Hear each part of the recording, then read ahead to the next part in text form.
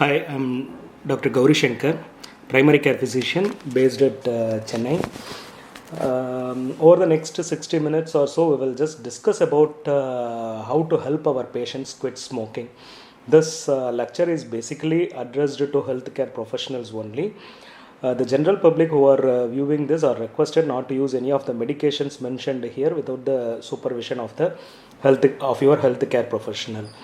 So the flow of the talk is going to be why quit smoking. That is the most important thing. Why smoking should cause so much of addiction contrary to other things? Why smoking alone is associated with so much of addiction?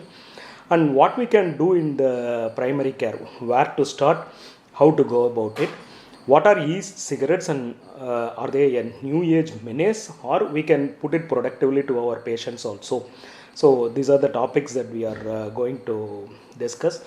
Why quit smoking? When we come, we remember there was a central health minister of India who said, like, do we have enough evidence to say that smoking really kills?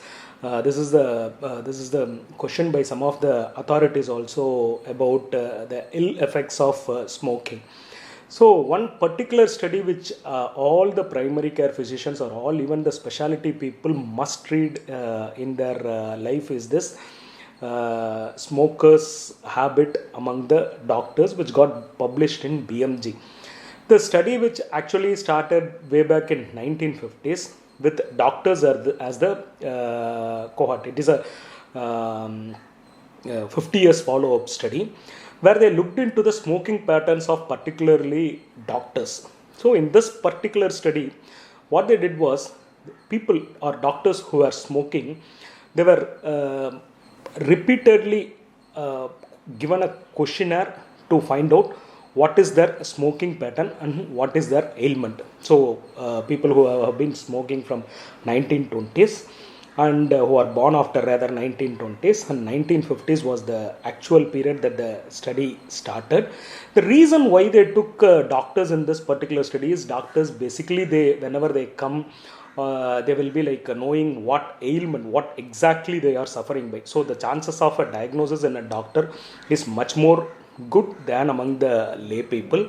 And doctors invariably, like in UK, they have to come for their renewal of their license. So when they come for the renewal of the license, they were always questioned this smoking pattern, how it is so, like have they quit or have they not quit, or they still continuing, or they still suffering by the ailment or so. So doctors happens to be a good population to assess the smoking pattern among them. So in this particular study, the results were very, very impressive. The studies were published in an interval of every 10 years, starting from 1958. Every 10 years, approximately, they published the results. The last results got published in 2003. So with that, actually the study ended, a 50 years follow-up study. So the results were very, very impressive in one way, that smokers lost about 7.5 years. Like non-smokers were gaining 7.5 years of life if they had not been smoking. That is one thing which is impressive. But not only it comes at the later part of the life, it starts even early in their life. Doesn't matter whether they are in their 40s, 50s or 60s, whatever be the age group, the amount of life gain that happens with a non-smoker is about, at any point of their life, it is about 7.5 years. And one question that we typically see in primary care is somebody is smoking even at the age of 85 and he didn't have any illness. So is it true? Yes, it is true. Even at the age of 85, there were about 12 people who continued to smoke and still happened to be alive for so many years. Whereas in the non-smoker category, there are about 33 people. So if it comes to that question, still smokers can continue to smoke even at the age of 85 years and continue to live. But what we are seeing is about the 12% of the people who happen to be so. But in the non-smoker category, they are about 3 times more. Like 33 people were able to live till the age of 85 without any much illness because of non-smoking. So the probability of an individual outliving is much higher even at the age of 85 if they don't smoke. Then the study typically looked into the reason why they had published every 10 years the pattern of smoking is, so if they had quit at some point in their life, say they could have quit at the age of 40, they could have quit at the age of 50, 60, 70. So when they were following up these doctors, they were quitting patterns which was visibly available. So people who had quit their smoking, so if you see over here, the white straight lines shows smokers, the red line shows continuous, the red continuous line shows non-smoke, the white line continuous line shows non-smokers, the red continuous line shows smokers, the dashed white line shows people who have quit smoking. So if you see the dashed line alone over the next 4 charts, so former smokers who stopped smoking at the age of 35 to 44, if they have quit between 35 to 44, their life over the next 10 years was almost like that of a non-smoker. They were able to reverse the trend and they were able to live as good as a non-smoker. But even at the age of 55 or so, still they are able to reverse the trend and they are able to live their life. But if they are continue to smoking even at the age of 55, 65 or even at 65, they are not able to be as good as a non-smoker. But still, if you see those charts, they are able to gain a marginal gain. Even a person who comes at the age of 75 with a COPD, he wants to live even at that age. But if he quits, he does well, because in COPD we have shown that the only therapy that works is whether the person is willing to quit smoking or not. So whatever be the age group, like even if they are willing to quit at the age of 65, they are able to show an improvement in the longevity. So it doesn't matter like what happens, quitting smoking across the age group, whether it is 35 or 65, is going to help our patients. So this study is something like which I feel every person, every doctor should read to understand why smoking kills, or what is the rate of kill, and why quitting smoking across the age group, like whatever be the age group, if they quit, it really helps. So to help that understanding, this study among the doctors is very, very important. As we go to the next important study, which is a very robust study, the Interheart study, which was done across about 50 countries or so. This study looked into various modifiable risk factors, right from vegetables, fruits, obesity, BMI, and their physical activity.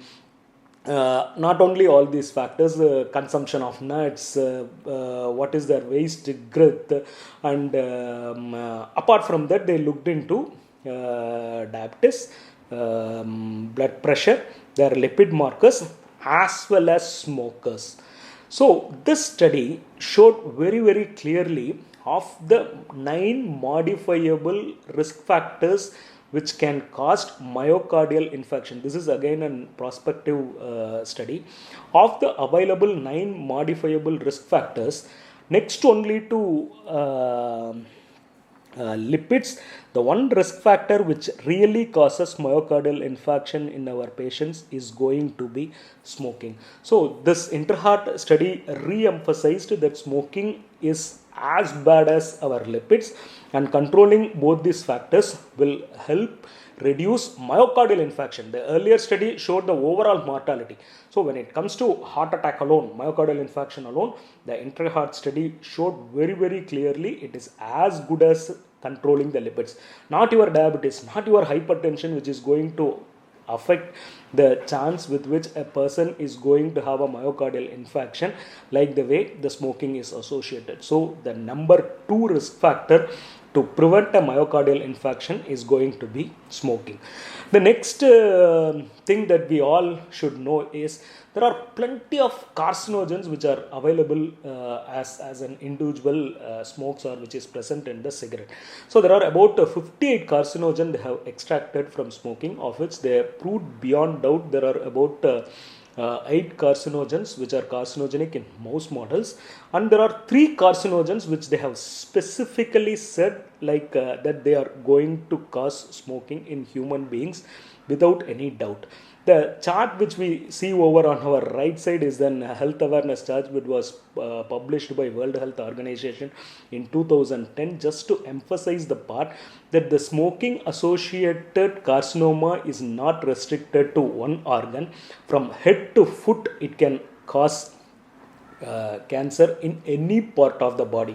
Just to bring out this, though the picture looks very scary, just to bring that awareness, this diagram was published, which should help our patients to realize a moment, like if they continue to smoke, the carcinogens which are beyond doubt present in the cigarette can cause cancer in our patients. So putting all these data, like we have seen the mortality, we have seen their association with their EMI, we have seen their association, why it causes cancer, and what can be done. The global burden of disease, which is the metric when it comes to assess the mortality associated with the smoking habit, showed again whatever like we learned from Interheart, it showed very very clearly, next only to the blood pressure, the number of people who are going to die because of smoking is the biggest modifiable risk factor. Next to blood pressure, it is going to be the biggest risk factor in our patients. So not it is much more higher than the blood sugars, the pollution, the physical activity, even the drug usage, everything, the nutrient, everything put together, like smoking can cause much more mortality in numbers than any of the other risk factors. Even alcohol use, for that matter, like is going to take a whole lot of life in our patients than any other things. But the amount of hours that we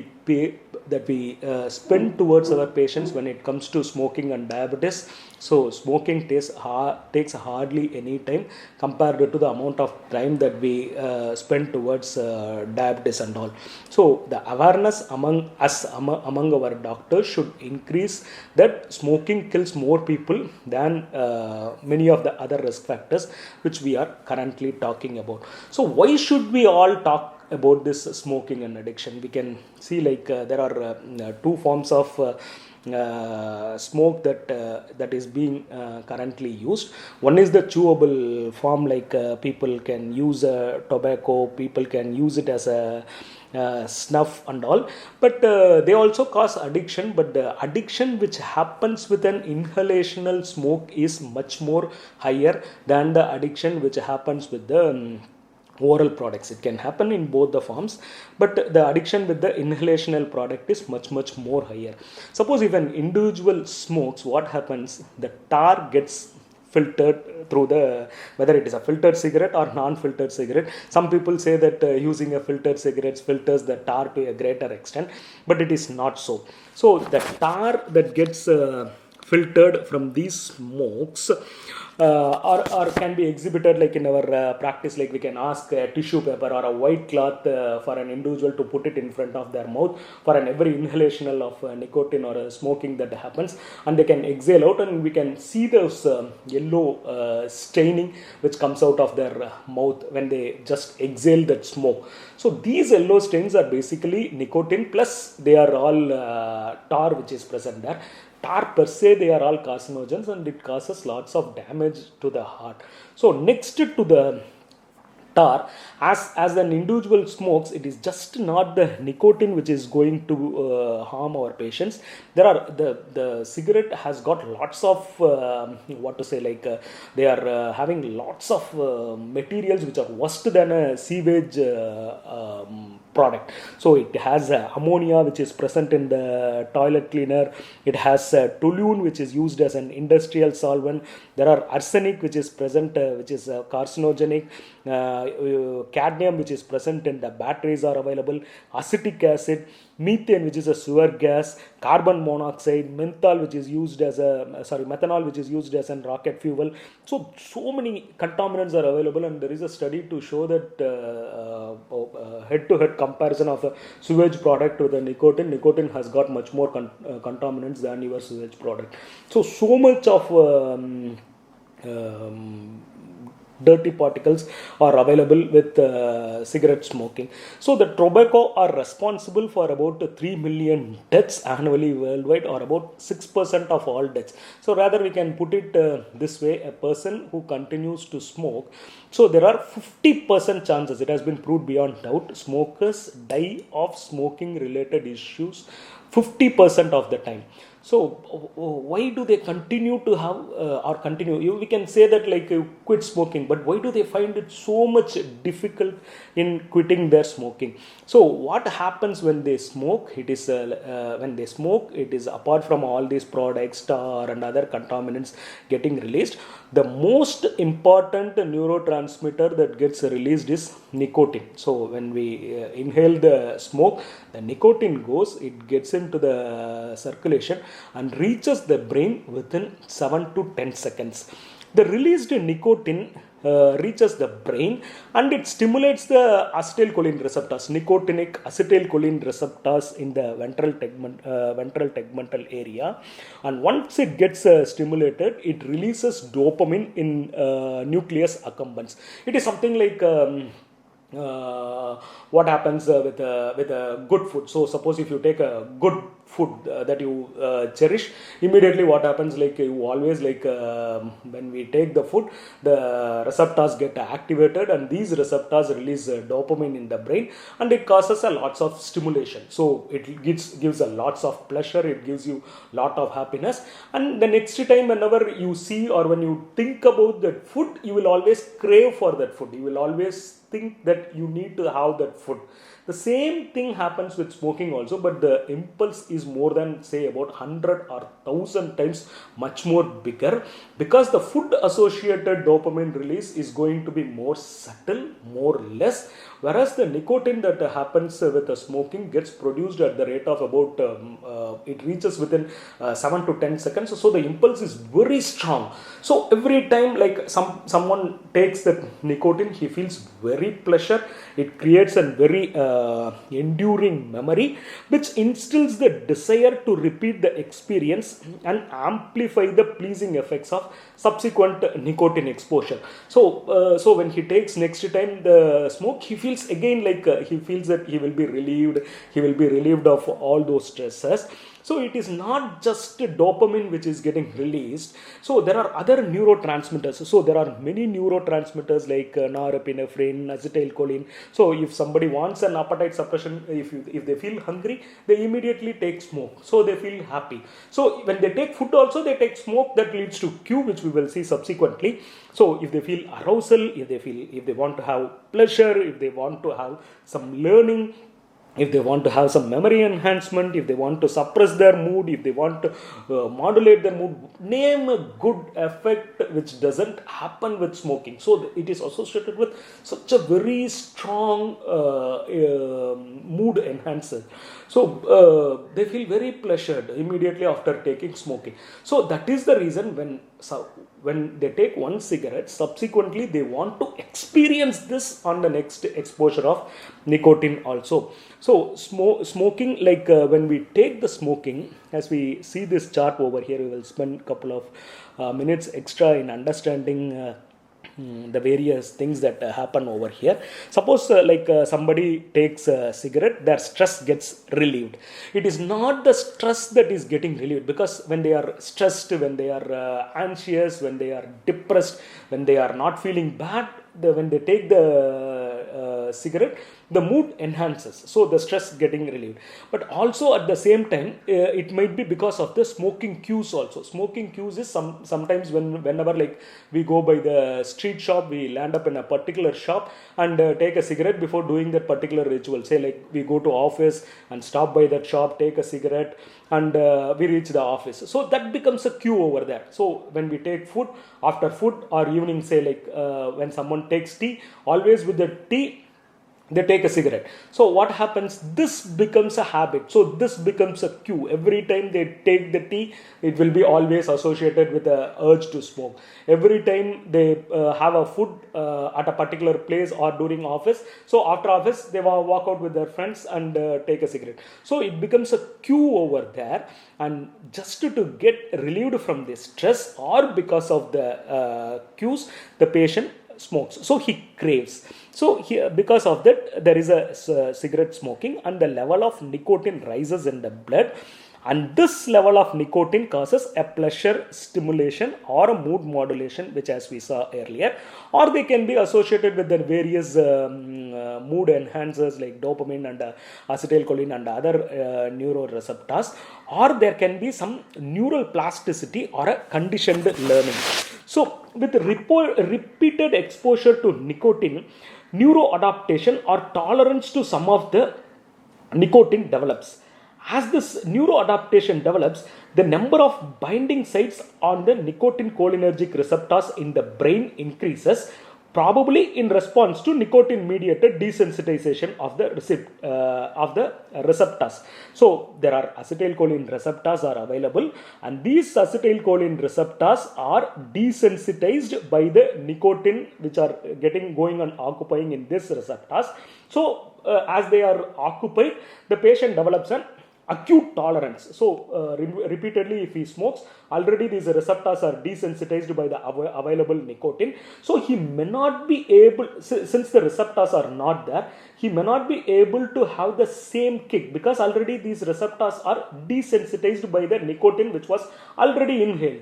So when it is inhaled, he develops a tolerance. Tolerance means he is not able to get the desired effect with every smoke that it happens. So he develops an acute tolerance to the effects of smoking, and since these receptors are already occupied, it becomes a inactive nicotine acetylcholine receptors.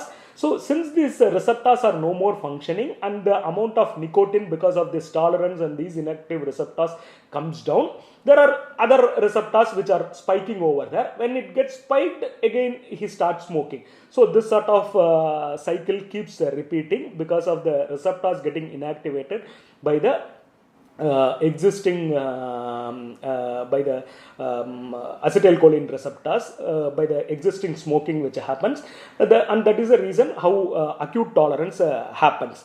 So when a person who is addicted to nicotine stops smoking, the urge to resume is recurrent and persists long after withdrawal symptoms dissipate. With regular smoking, what happens?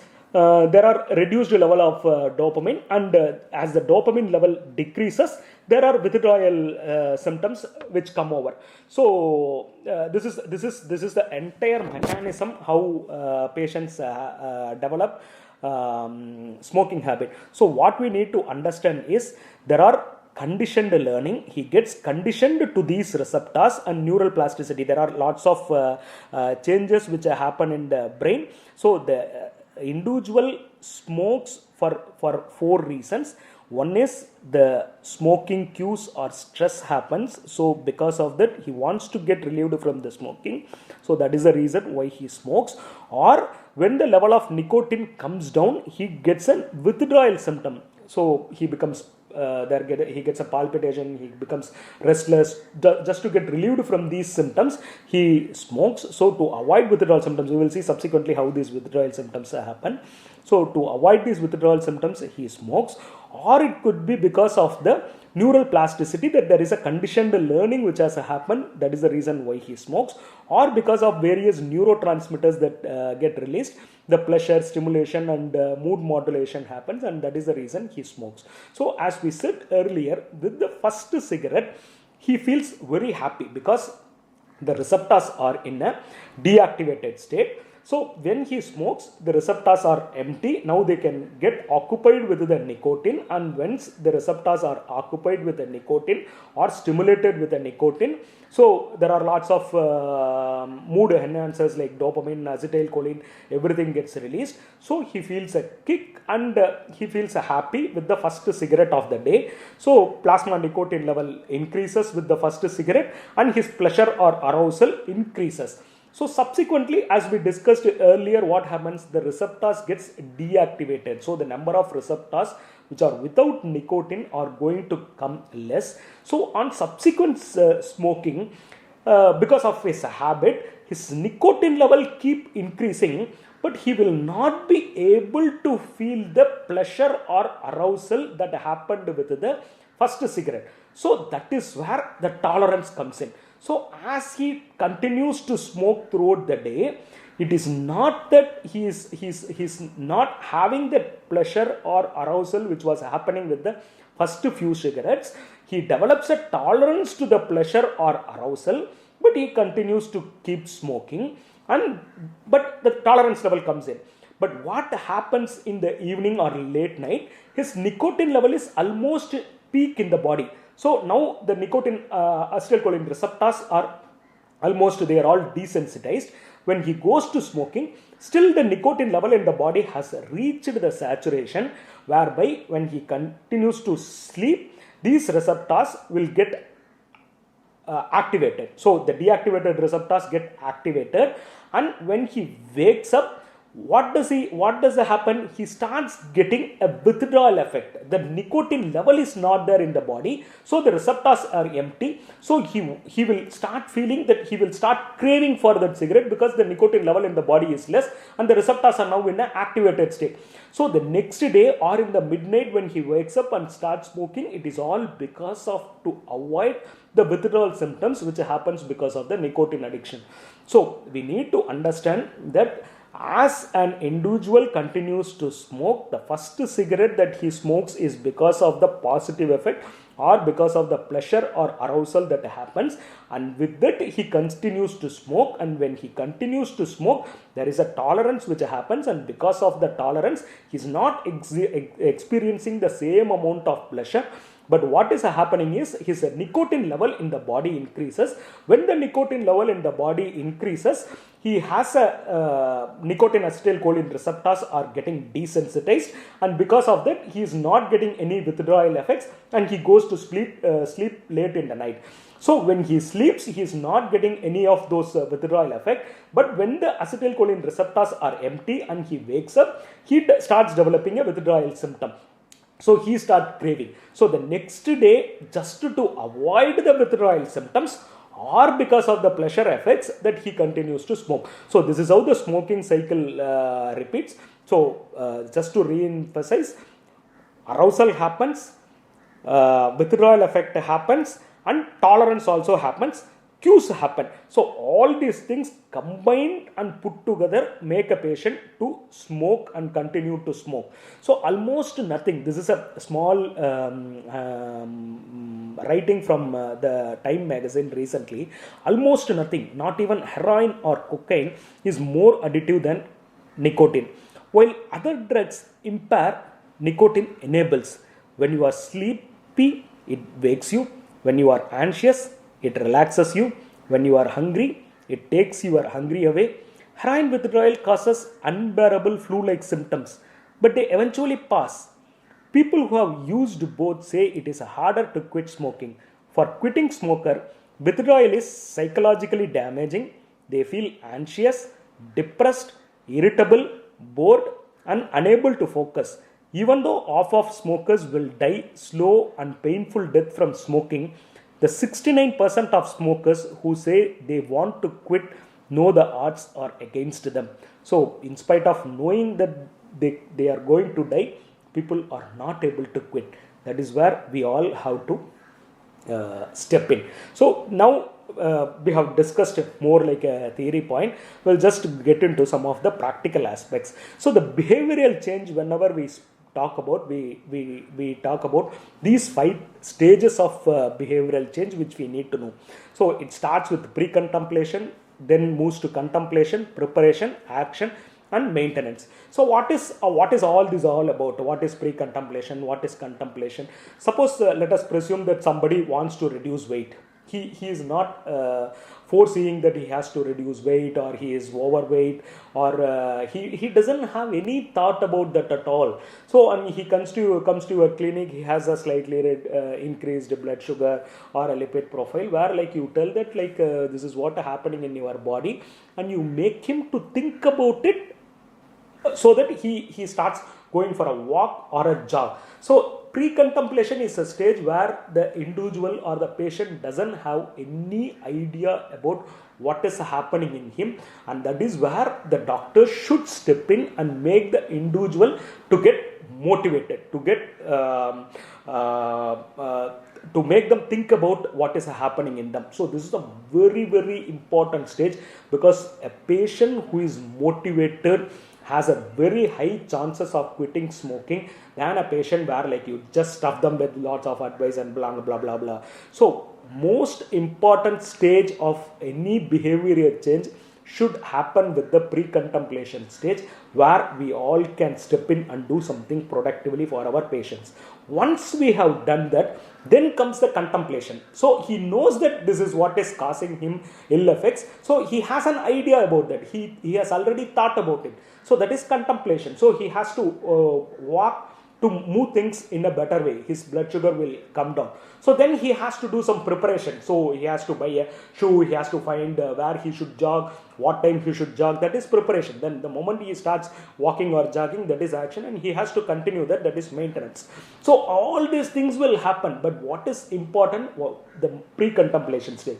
You should stimulate him or motivate him that this is not good and he should start moving forward. So the typical pre-contemplation, when it comes, like a few strategies we can use, like we can just tell them like smoking has got so much carcinogens. We can ask like when the patient comes, when we know that he is smoking, so we can just tell them like what did you have for your breakfast? Did you have chapati? Did you have idli? So if I say that this idli with this chutney will cause you cancer, will you do that? A simple question like that will make him say no. Like if he is very sure that this is going to cause cancer, he will say like some health drink. You can say like, if your health drink is going to cause you cancer, will you smoke? So immediately he will say no. So the moment he says no, like if that causes you smoking, and if you are refraining from that, why not your smoking habit, which has proved beyond doubt that it is going to cause you cancer? He may think for a second that yes, the smoking habit, no, that stimulation is the most important thing, and people get enlightened because by that stimulation. And we can always say like as we had already discussed, so sewage, like what sewage can do, like will you drink a sewage water? If it is not so, then how do you consume smoking alone? With the previous chart that we had shown, which is freely available in the net, like you can just ask about it. So why you are smoking, that is another way how we can address in the pre-contemplation. How do you want to die? So this is an important question which my friend was using it in his practice. He will tell like smoking yes causes cancer. 69% of the people, more than 50%, know that they are going to die because of it. Like you can prepare a chart. You want to die of heart attack, if you want to die of stroke, or you want to die of cancer, or if you want to die of some peripheral arterial disease and related complication. So you can just put it in front of your mirror where you are going to use, and every day you will think about it like before getting ready. Like so that simple question of how a smoker wants to die can make him think like I don't want to suffer by all these ailments, and probably it can make him motivated. The purpose of everything is not to thrash him or to threaten him or do things like that. A simple strategy to get him motivated, to make him think that smoking will make him ill, and it is high time that you should quit smoking. Now we will just move into a simple strategy that we can use in clinical practice, which is going to take much time than much less time, like 2 to 3 minutes is the time that maximum that we need in our clinical practice to put this 5A strategy. When a patient comes, ask every patient at every clinical visit status of tobacco use. Ask them and document it. When it mean by document it, you can just put as a vital sign or put a yes and round it off or put a sticker. Don't think that you can remember all these patients' data and things like that. Just to make a mark so that every time the patient comes, you will know that this patient is a smoker and you have to do something to them. Or if you are making an electronic record, make it prominent, like that wherever you document smoking, make it prominent so that it pops up every time and you can address that. So 95% of the people in a study way back in 1995 expect their doctor to advise about smoking on every clinical visit. But how many of us really do? It is very, very surprising to my knowledge. Not even 5% of the doctors are doing. So when we have asked, then what we have to do is we have to advise immediately. When the patient done, don't jump in and try to do something else. Just advise the patient in a clear, strong and personalized manner. What do we mean by clear? You can tell the patient it is important that you quit smoking and I can help you. Cutting down while you are ill is not enough. Just putting some menthol in your cigarettes and taking some light cigarettes, smoking only when you are traveling, these are all not going to help you at all. So cutting down while you are ill is not enough. Occasional or light smoking is still dangerous. Anytime you will get into the habit. So it is all 100%. It is nothing like off pregnant. So if they want to quit smoking, it has to be 100% that it should happen. And tell it in a very, very strong language. As your doctor, I feel that quitting smoking is the best thing you can do to protect your health. If you are willing, we are here to help you out. So tell it in a very, very strong way that it is important that he need to quit smoking and you are there to help him out. And make it as personalized as possible. You can always relate it with his uncle who died of smoking and other related injuries, or with some friend who had smoking. So make it as personalized as possible. Or you can tell about the passive smoking that the other members are also going to suffer, because studies have shown that passive smoking is as worse or more worse than active smoking. So you can tell in a very, very personalized way that they need to quit smoking. So the frequency of physicians advising patients to quit smoking in another trial is just 21% of the time that we advise, provided we know. But we don't ask at all is the first wrong thing. So we should ask, then advise. Then assess whether the patient is willing to quit smoking or not, which is very, very important. So now that you have advised him, then you have to assess his motivation. So in my experience, I have seen I was advising a patient for so many times, did this, that, everything, behavioral modification, you did so much of work, and finally I came to know after 1 hour of session that he has come to buy an insurance policy from me. He has not, try to find out whether what is the purpose of his visit and whether he is willing to quit smoking or not. Then once he is willing, then comes everything else. So find out whether the patient is willing, whether he is motivated. So that is the most important step over here. Now you assess. So once he is willing, our idea is not to find a kid or a child in the home mimicking his father, that he's always putting his hand like a smoker. So our idea is not to find out from an indirect way from the kid and all. We have to have some objective scores to find how much he is dependent on the smoking. There are some scores like FDND score which are available. Our objective is not to look into all those things.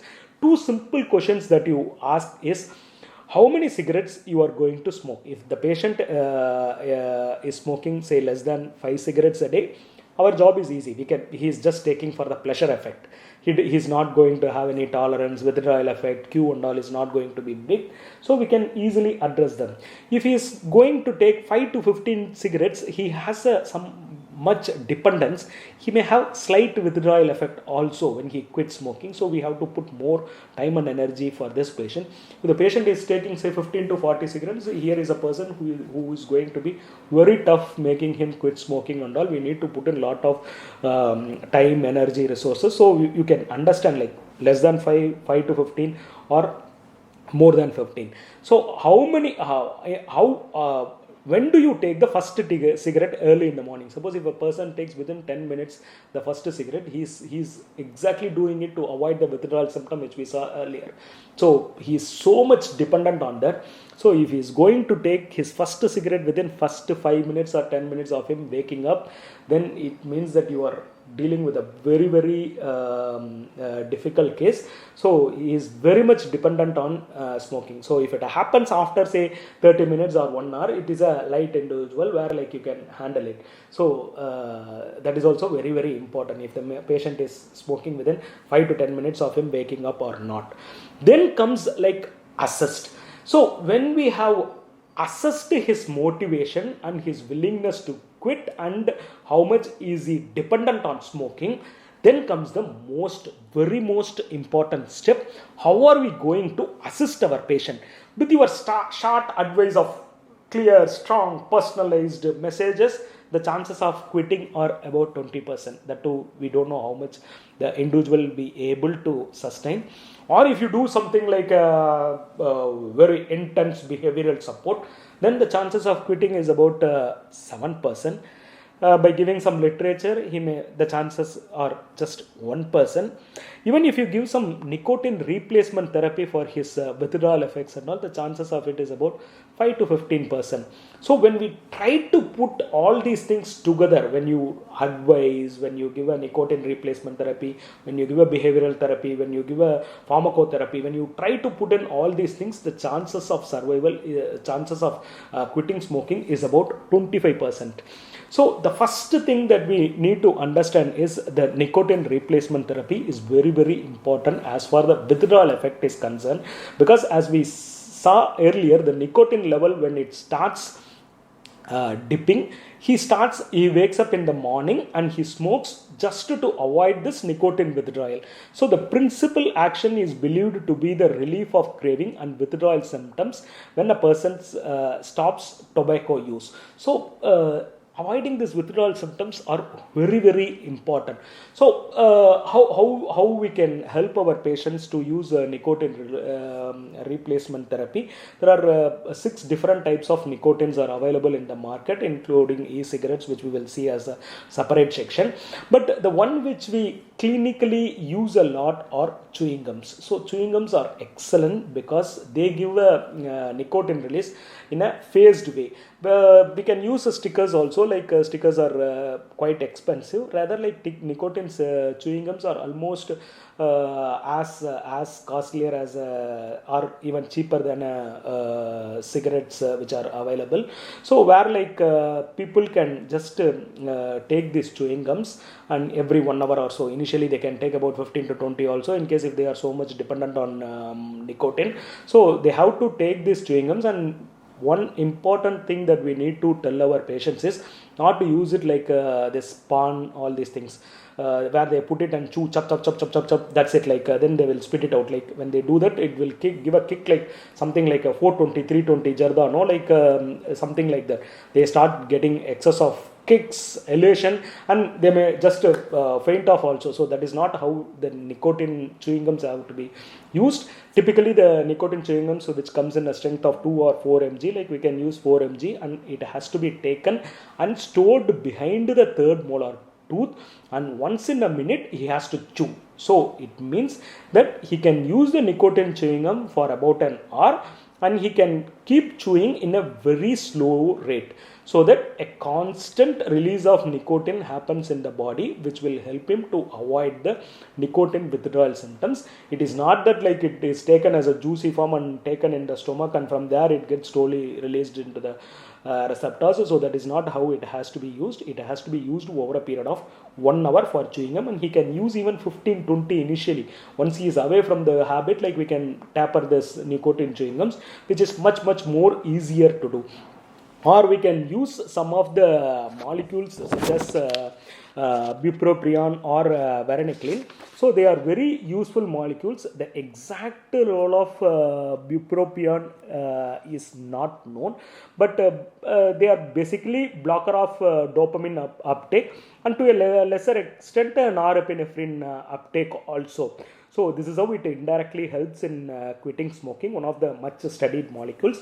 The varenicline they work on the alpha 4 beta 2 receptors, which are typically the receptors meant for nicotine in the receptors. So where they can block and they cause like it goes and sits exactly in the alpha 4 domain.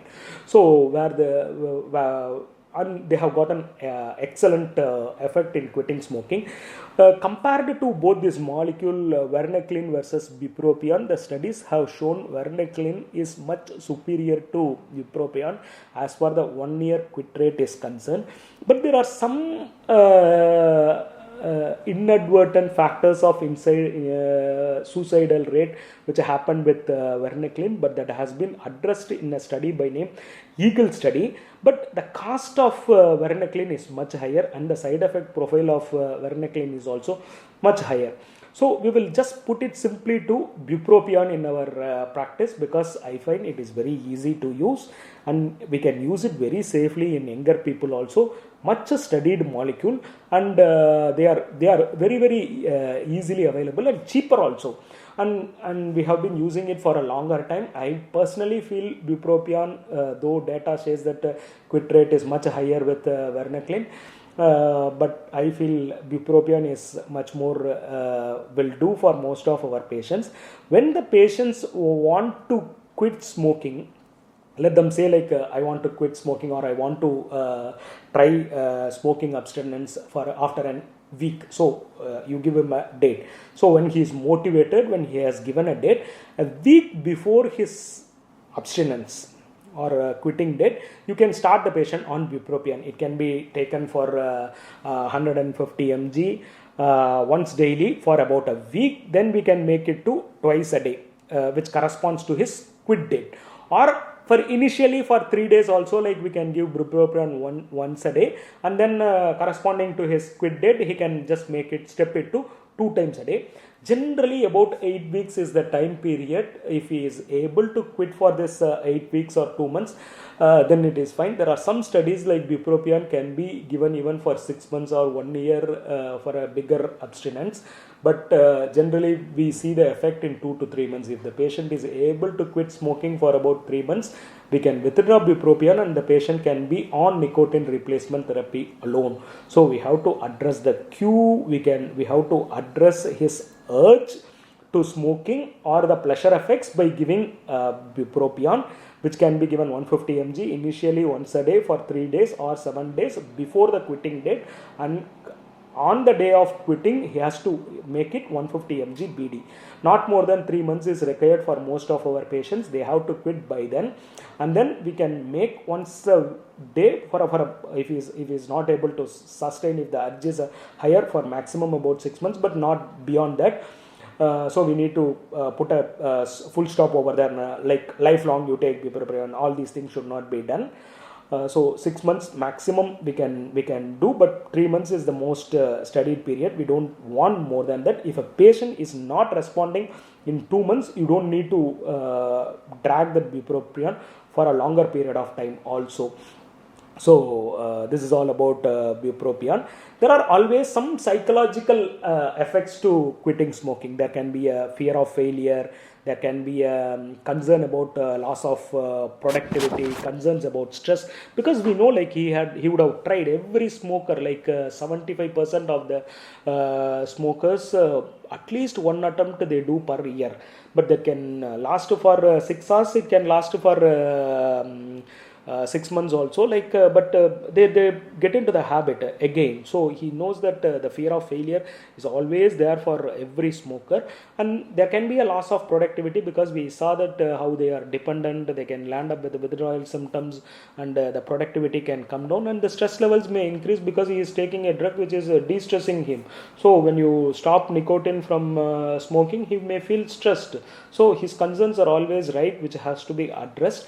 And we can always tell that like everybody has a stress, and this stress has to be managed in a different way with behavior therapy and with chewing gums and with drugs. And there are always concerns about the nicotine withdrawal, which we dealt in detail. Like nicotine chewing gums are very good to address the nicotine withdrawal.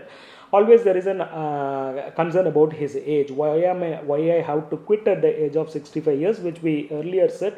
Even if he quits at the age of 85 years, his chances of survival increases by at least 2 years if he can quit at that particular point of time. So we have to tell this very clearly to our patients, like it doesn't matter.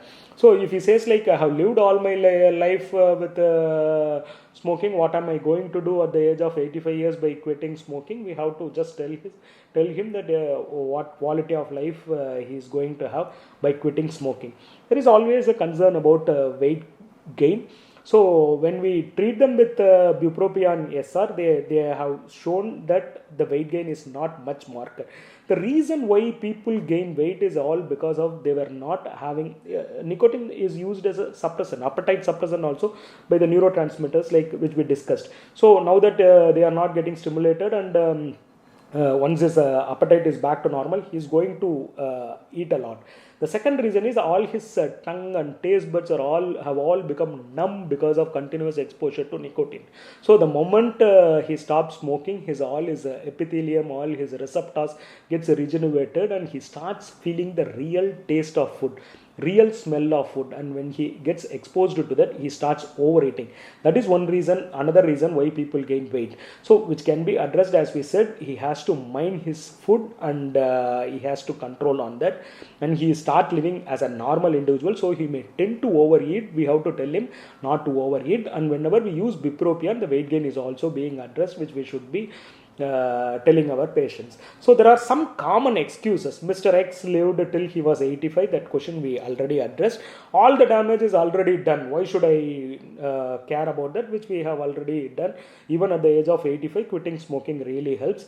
A lot of doctors still smoke. Basically, like if they say so, we have to tell them like they are also human beings, and we are also trying to persuade them to quit smoking. So that is what we can do. What about air pollution? Air pollution is common to everybody. So over and above, they are smoking. So the risk comes, like if you see the global burden of diseases, air pollution, people die of air pollution also. So indoor and outdoor pollution, over and above, he is exposing himself, and his chances of falling ill is much more higher than the normal person.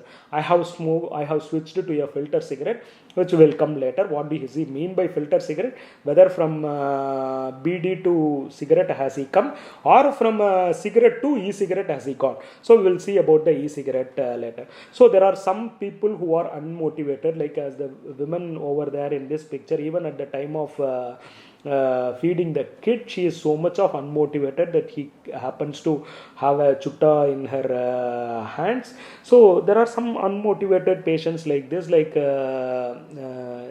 this individual is much more difficult to handle. But we have to address every visit that they come. We have to ask our patients and advise them. So keep doing that. Only when they are motivated, and then you tend to move forward. Just because you have asked and they have given a history, just don't try to prescribe all these medicines in an unmotivated individual. It is not going to help them at all, and the success rate is going to be very, very minimal, and you are adding more pharmacotherapy or other means only, and you are wasting your own time. So get the patients motivated on this. So somebody who wants to read about how to do some behavioral therapy for these people who are not motivated, they can refer to this manual, which is available free of cost at the WHO site, which is extremely useful. So then we will move to the fourth part of the session. E-cigarettes. This is something like I saw 3-4 years back when I was traveling. Instagrammer who lives his life on Instagram and other things. He was all the time producing some smoke. Initially, I didn't understand. Yeah, I thought like he is using some mosquito repellent through his mouth, and he is keeping mosquitoes away. Then only I happened to know that there are products like this. which people are using in a bigger way. Till then I was under the impression that these e-cigarettes are banned in India, but I am able to see nowadays they are available in Amazon also. E-cigarettes are, should it be a boon or bane? The Hornlick, Mr. Hornlick, who is from China, he is the one who rather invented his filter cigarette because of his father who died of lung cancer, and his intention of producing this e-cigarettes is very simple, just to keep people away from various carcinogens, so that the people are getting addicted only because of the nicotine. So you just give them the nicotine alone in a different way, whether you give it as a nicotine replacement therapy or an inhaled nicotine itself. If they are going to take this inhaled nicotine, only they are going to exposed to inhaled nicotine. The other carcinogens, other contaminants, other ill effects of cigarettes are not going to come, so that this form of inhaling the nicotine will serve as a nicotine replacement therapy. So that is what his main objective of this e-cigarettes, but that has come in a different way. So the objective is very clear, and there are international recommendations now to say that we can rather encourage in people to use this e-cigarettes who are smoking lot. Say if he is smoking 40 cigarettes, 50 cigarettes, they can be switched over to e-cigarettes, almost similar to our nicotine chewing gums, and whereby like we can make them to quit on a desired rate over a period of time. But the problem now what has set in is the younger generations are getting hooked to this e-cigarettes with much more vigor. They are, because they feel fantasy with this smoke which is coming out, and it behaves like a smoke, and that give them lots of pleasure, boom, everything. So they are taking up in a bigger way, in a wrong sense. So that is a new age. That is the reason why we call it as a menace. It is not happening as a boon, rather it is happening as a inadvertent way, affecting the younger people. So basically these e-cigarettes have got 4 parts. It has got a liquid filled cartridge inhaler, and there is a atomizing device and a heater which gets heated by the battery present over here. So this is a filled one, and there is an LED indicator which is present on the other end also, so which gives a typical appearance of as if he is lighting a cigarette. So you have a battery which heats, and there is a liquid chamber which is available, which gives the smoke as well as which gives the nicotine, and there is a glow on the other end which feels as if like the individual is smoking a cigarette. They are basically, it has a mixture of propylene glycol or vegetable glycerin, which are basically humectants used in e-cigarettes to produce aerosol that stimulate combustible tobacco cigarette. So the ratio of this propylene glycol and vegetable glycerin in the liquid can change based on whether you need a flavor or whether you need lots of smoke. So if it is a vegetable glycerin, they are going to feel present in a higher quantity, they are going to have lots of smoke which is happening. So if the propylene glycol is used, they are going to get exposed to lots of nicotine. So whether they want nicotine or whether they want smoke, they can decide based on the ratio. So there are custom made filters also now available, where they can fit in how much amount of each quantity can be put into. So basically these e-cigarettes, the first generation e-cigarettes which in the earlier days were generated, there are use and throw cigarettes. They typically look like a cigarette, and they cannot be refilled. They cannot be recharged also. Now once we use it, they have to be just discarded when it runs out of charge or the e-liquid present. Either one of it goes away, that then we don't have anything to do, that then we have to just throw it away.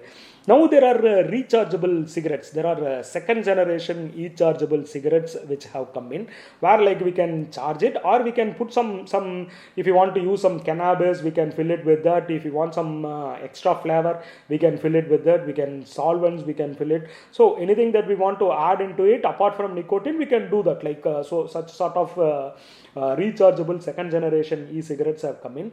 The cartridge is attached to a battery pen which contains a battery, and the cartridge and battery pen are typically purchased separately, so they can be reused, both the things. So earlier in the first generation it cannot be used, entire thing has to be used. It is something like an insulin pen, use and throw pen. Here like it is something like the cartridge fill in insulin pen, where like we can rechange the cartridges can be exchanged every time. But the fourth generation e-cigarettes are the one which have come in, like if you see the advertisements, they are called as pod mod e-cigarettes. They are very they look very sleek, almost like a pen drive, and youngsters are able to carry it even in that packet. So the pod mods typically use nicotine salts rather than free base nicotines used in most other e-cigarettes or vaping products. These nicotine salts have a lower pH than the free base nicotine. They allow high levels of nicotine to be inhaled more easily and with less irritation to the throat than free base nicotine. So these are much more like worst form. Like you just need to do a small inhalation, and they will give lots of nicotine with a more gush. So they feel very happy, very satisfied, and they just use it for that nicotine urge, like the stimulation, the drive that happens with nicotine. So very easy to carry, and they give more amount of pleasure and kick with these pod mods, and they can be easily concealed from authority figures. They can take easily to cigarettes, and they can easily use it during their lunch break, tea break, whatever be the break, they can use it. They need less electrical power to deliver high doses of nicotine, and as we said earlier, they are as small as USB drive, and they come with lots of extra flavors also: cream, mango, cool mint, fruit medley, all these things. So extra flavor, extra color, very as you see over the figure over here, like they all have got flashy colors, flashy taste, flashy things, and they feel the younger generations become very stimulated by seeing all these things. They take either for the vapor, or they are like they take it for the flavors and nicotine and kick that it comes out of it. So they can be easily available also, whatever like refill that is needed, it is all freely available, and they are all throughout the western countries are much more easily available. So the younger generations are getting addicted to this new forms of vaping, so e-cigarettes, which is called as vaping. So they are prone to cause more amount of accidents also, and also when the individual vapes, the metals, the volatile organic compounds, the flavoring additives, we don't know what is the effect of all these things. Because if you see 70-80 years back or 90 years back, we were shown that cigarettes were associated with good life, with a happiness, with a good husband, or a charmful husband, or a very good looking wife. All these things, people have advertised smoking, saying that it cures asthma. So we really don't know what is the menace behind all these things. The e-cigarettes, which came to help, which was initially looked as a boon for our patients who are dependent on cigarettes, can be replaced with a nicotine replacement therapy. So now they are all targeting the younger generations with this new age vaping, and people are getting hooked to it. I thought that it is banned in India, but Amazon shows lots of e-cigarettes, and it is available freely also, and across the stores also, every port marts and everything is available in India. So e-cigarettes, what is the final take on e-cigarettes? They are good. The second generation e-cigarettes can be prescribed to a patient if they are so much dependent on the smoking habit. But at the same time, the data is limited. It is only based on 2 studies which have come, but still it should not get into the newer generation. We are always skeptical, like now because of all these fancy things, like whether the new generation will be again falling prey to all these newer forms. So smoking is, as we tend to move or conclude, smoking is one of the biggest addiction that can happen. I remember some of my friends who happened to be smokers and quit, when they were asked about the question, if this is going to be the last day, what would you like to do? So many of them replied they will again go back to their college, have a cigarette and sit in the ground and fag. So in spite of like quitting after 20 years, they have such a pleasurable memory in their mind. So the entire objective of making people quit smoking, before that we need to understand that keeping the younger generation away from smoking is very very important. 75% of us take this habit of smoking before we are 20 years of age. So whenever we get a chance, we have included a slide set below which you can download, and we have given a link over there also to show that how you can use this slide set. Please download this link, and it has got lots of visuals, videos, a very funny way of putting awareness, and some of the concepts are based on this lecture also. Once you have listened to this, download that material, and given a chance, go back to the community, and whenever you speak to the youngsters, tell them about the ill effects of smoking, so that they don't have that first cigarette in their life. Everybody takes that first cigarette for the kick of it, just they want to break the rule to have it. Typically happens in teenagers, no, but that is the worst thing that can happen. So the first cigarette they smoke, they develop that enduring memory, and which gets into a habit sooner or later. So they should not be exposed to that at all. That will happen only when we have the awareness, and when we try to address the younger generation. So this is what we want to derive. So hope we have spent adequate time in telling you about why cigarette is causing addiction, what is the ill effects of smoking, what are the 5 A's of smoking, how we can ask, how we can advise, how we can assist, and always arrange follow up. Like once he has quit smoking, don't stop follow upping.